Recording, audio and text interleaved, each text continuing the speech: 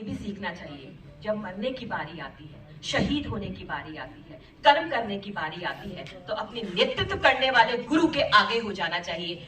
यही गुरु दक्षिणा देना होता है जो भगत सिंह दे करके गए थे। और वो भगत सिंह ने ही कहा था, नहीं वह मैं डालूंगा, आपके मार्गदर्शन को आज इस देश की जरूरत है। मैंने यहाँ पे 2 तस्वीरें देखी और स्वामी विवेकानंद, नरेंद्र नाथ दत्त और स्वामी विवेकानंद बन गए। इस तस्वीर से मुझे यही याद आया कि जब सुभाष चंद्र बोस ने चर्चा की थी स्वामी विवेकानंद की, उन्होंने कहा था अगर वो आज होते तो मैं उनके चरणों में गिर जाता। आपके हीरो के भी ये लोग हीरो हैं, तो आप हीरो किसको बना रहे हैं? आपको कुछ नहीं करना है, अपनी किताबों को खोल करके देखना है। और ये जो फाउंडेशन है, मैं इसका दिल से धन्यवाद इसलिए करूंगी, कम से कम ये जो आगे कतार में बैठे हैं, इनके तो नानी दादियों ने ये किस्से उन्हें लोरी में सुनाए हैं, लेकिन इस कतार के बाद जो आप लोग बैठे हैं ना, आपको तो यही नहीं पता कि उनके नाम के पीछे तिवारी जन्म से लगा था और उन्होंने अपनी काबिलियत से ये नाम अपने पीछे आजाद लगा लिया था। पढ़िए, सुनिए, जी लीजिए उनको। ये आजादी इतनी आसानी से नहीं मिली। आप अधिकारों की बात करते हैं, याद रखिए कि अधिकारियों पहले जब मिलते थे तो वो ही 15 बैग किसी की पीठ के पीछे लगती थी, घसीट करके भगत सिंह को और इनको जेल में ले जाया जाता था। और जिस समय अगर आप इतिहास के पन्नों को पलटेंगे, आज की तारीख क्या है? 27 फरवरी। चलिए इतिहास के पन्नों में 1931 में आज के दिन इसी माँ के लाल को गोलियां चलाई गई थी। लेकिन इतनी हिम्मत अंग्रेज सरकार और उस नॉर्थ बर्बर के हाथों की बंदूक पे नहीं थी कि वो आजाद को गोली मार सके। वो इतना डर गया था कि उसने अपने विश्वेश्वर सिंह और सबको कहा, जाकर के देखो ये अभी जीवित हैं और सांस ले रहे हैं कि नहीं। पेड़ के पीछे पड़े हुए थे आजाद, और उनको लगा कि अब आ गया है समय, तो उन्होंने अपनी दिलरुबा, जिसको वो अपनी बंदूक कहते थे, जो बाद में नॉर्थ बाबर को उपहार के स्वरूप दे दी गई थी, वो लंदन लेके चला गया। और जानते हैं उसने ये कहा था, जब उसे मांगी गई ये बंदूक की हमारे आजाद की बंदूक है, उसने कहा था भारत सरकार लिख करके दे तब मैं दूंगा। भारत सरकार ने लिख करके दिया, तब वो बंदूक आई और आज प्रयागराज में आपको मिलेगी। क्या हम जानते हैं उस बंदूक के इतिहास को? हम ये छोटी छोटी बातों को ना भूल जाते हैं। ये छोटी बातें नहीं है, हमारे जीने का आधार है। और इस फाउंडेशन ने जो जितना भी, मैं कहती हूँ आज इतने सभागार में लोग बैठे हैं, ये तो आप ही का दिन है ना।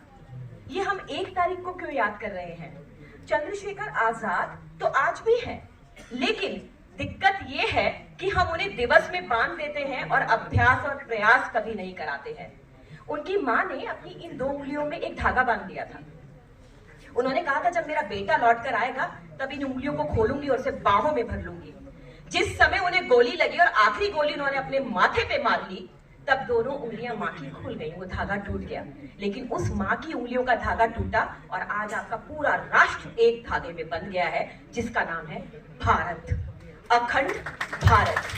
तो कहीं ना कहीं वो माँ, कहीं ना कहीं, और जब उनकी आज की तारीख में मृत्यु हुई, वो शहीद हुए और उनको जब ये कहा गया कि इनके शव को हमें दे दीजिए, अंतिम संस्कार कर दे, अंग्रेज इतने डर गए थे कि उन्होंने आनन फानन में जल्दी उनका संस्कार कर दिया। जब तक बनारस से उनका परिवार वहां पहुंचा, उनकी आधा शव जल चुका था। लेकिन उसके बाद भी उस शेर की एक तख्ते पे काला कपड़ा बिछाया गया, उसकी अस्थियां रखी गई, पूरे प्रयागराज में घुमाया गया। और आप जानते हैं आचार्य नरेंद्र देव ने उनकी एक अस्थि ली, माथे पे लगाई और अपनी जेब में रखकर हाथ जोड़ करके चल दिए। ये थे चंद्रशेखर आजाद, जिनकी अस्थियां आज भी बोलती हैं कि राष्ट्र इतनी आसानी से नहीं मिला, ये शिक्षा इतनी आसानी से नहीं मिला।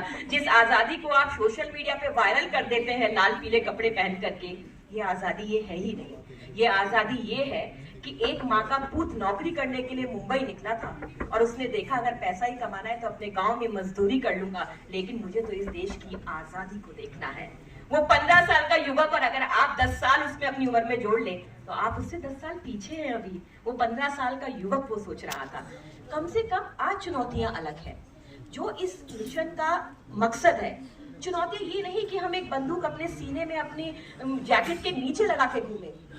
हम इस आजादी को समझें, हम जो अपने स्तर पर कर सकते हैं वो करें। उनसे हम मित्रता सीख सकते हैं, उनसे हम नेतृत्व सीख सकते हैं, उनसे हम त्याग सीख सकते हैं, उनसे हम समर्पण सीख सकते हैं, जिसको हम श्रीमद् भगवद गीता में पढ़ते हैं, समझते हैं, जीते हैं। मोह, माया, मोक्ष, आसक्ति, घृणा, द्वेष, इन सब से परे थे चंद्रशेखर आजाद। हम क्या किसी एक को भी छोड़ पा रहे हैं? मैं तो बस इतना जानती हूँ कि आज की तारीख से 1 महीने के अंदर 23 मार्च 1931 में 3 लालौर मारे गए। भगत सिंह, राजगुरु, सुखदेव फांसी पे लटका दिया गया। उसी के साथ ये मिशन कागजों पे तो खत्म हो गया जिससे ये लोग जुड़े हुए थे, लेकिन कहीं ना कहीं उनकी अस्थियों में, उस पेड़ में, उन लोगों में वो बसा हुआ है जहां पर आज भी इनकलाब के नारे लगते हैं। लेकिन हमें तो कुछ ये भी नहीं पता है कि हम जब ऐसे मकसद आते हैं तो उनके विषय में पढ़ते हैं, जानते हैं, देखते हैं। लेकिन मैं आपको इतना ही कहना चाहूंगी, अगर उनको समझना है तो कुछ लोगों को पढ़ लीजिए। क्रांतिकारी दुर्गा देवी के शब्दों को याद कर लीजिए। वो कहती थी कि चंद्रशेखर आजाद ना कभी बिस्तर पर नहीं सोते थे, वो नीचे अखबार बिछाकर उन पे सो जाया करते थे। वो ऐसे थे कि अगर उनका वर्णन किया जाए तो ज्यादा बड़ी लंबी चौड़ी कटकाठी नहीं थी, पर कटीला शरीर था, रौबीले मूछें थी, कोल चेहरा था और 5 फुट 6 इंच का ये व्यक्ति इतना ज्यादा आत्मविश्वास से भरा हुआ था कि कहते थे कि जब वो भगवा पहनता था और लाल कपड़ा सर पे बांधता था तो संत लगता था, लोग उसके पैरों में पड़ जाते थे।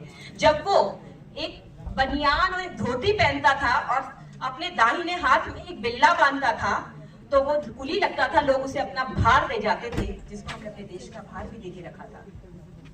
जब वो हैट पहनते थे और बूट पहनते थे तो पुलिस वालों को भी ये चकमा हो जाता था कि भाई साहब ये कोई पुलिस अधिकारी है। यानी कि हर रूप को उन्होंने जिया। किसके लिए?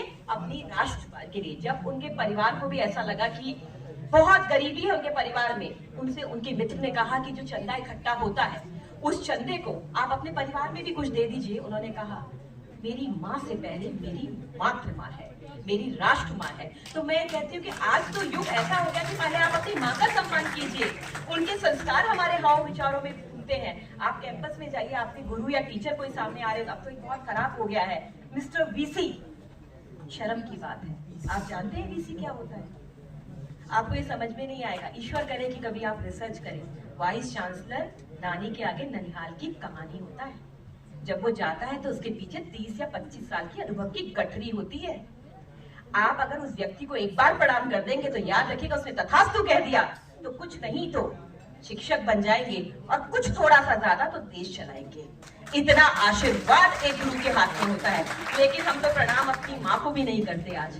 और वो 15 साल का युवक जो आगे चल करके गोलियां खा गया, खुद चला गया, और वो जो हंसी से कहता था कि तुम्हें मारने के लिए फांसी के 2 फंदे चाहिए भगत, मुझे मारने के लिए तो मेरी दिलरुबा काफी है। बंदूक निकालकर मुशान से मूंछों पे ताव देकर कहते थे। और वो व्यक्ति था। भगत सिंह पहले ही मारे जाते, राजगुरु पहले ही मारे जाते अगर उसने चानन सिंह की छाती पे गोली न चलाई होती। जब मरे थे जानते हैं, जब उनका शहीद हुए थे क्या था? जेब में 448 रुपए और 16 गोलियां निकली थी और हर गोली पे सिर्फ एक ही चीज थी, वंदे मातरम। तो आप सब हाथ जोड़कर के उनको महसूस कीजिए, ऐसे संगठनों का साथ भी दीजिए, ऐसे विश्वविद्यालयों का भी साथ दीजिए जो ऐसे आयोजन करता है। तो मैं आपको यही कहूंगी, चंद्रशेखर आजाद याद करने वाली चीज नहीं है, शख्सियत नहीं है, जीने वाली शख्सियत है। अपने सीने पे हाथ लगाइए और आज से एक एक काम अपने विश्वविद्यालय, अपने गुरु, अपने माता पिता और अपने बड़ों के लिए करना शुरू कर दीजिए। राष्ट्र का निर्माण अपने आप हो जाएगा। जय।